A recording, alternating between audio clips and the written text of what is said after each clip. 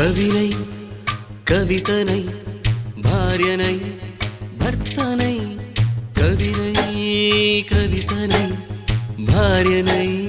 భర్తనై మల్లెల దారిలో మంచు ఎడారిలో మల్లెల దారిలో మంచు ఎడారిలో పన్నీటి జయగీతాల కన్నీటి జలపాతాల నాతో నేను అనుగమిస్తూ నాతో నేనే రమిస్తూ ఒంటరినై అనవరతం కంటున్నాను నిరంతరం కలల్ని కథల్ని మాటల్ని పాటల్ని రంగుల్ని రంగవల్లుల్ని కావ్య కన్యల్ని ఆడపిల్లల్ని జగమంత కుటుంబం నాది ఏకాకి జీవితం నాది